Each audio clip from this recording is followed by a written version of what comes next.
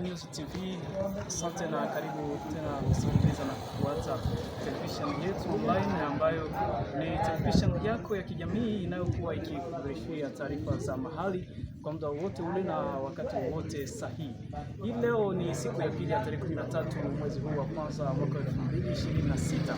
Tumepatikana kunako mji wa Fizi Center, makao makuu ya tarafa msikilizaji, na nikwambia kwamba uweze kuwa pamoja nasi kwa wakati wote, maana tutakwenda kuangazia kuhusu hotuba ya amani ambayo itakwenda kuhutubiwa naye kiongozi au kamanda wa wazalendo kusini mashariki mwa DRC ambaye ni Kamanda William Amuri Yakutumba, ambaye atakwenda kuhutubia raia wa tarafa la Fizi, hususan wale wapatikanao katika mji wa Fizi Center, makao makuu ya tarafa.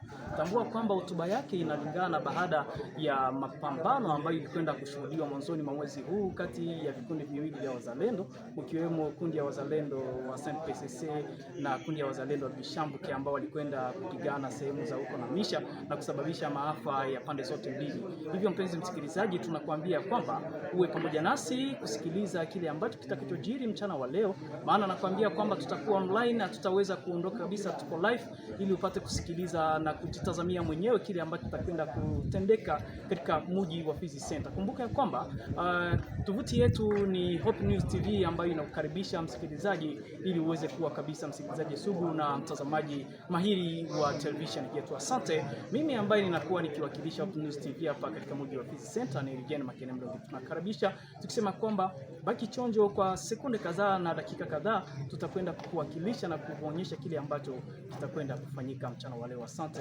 na tunakushukuru.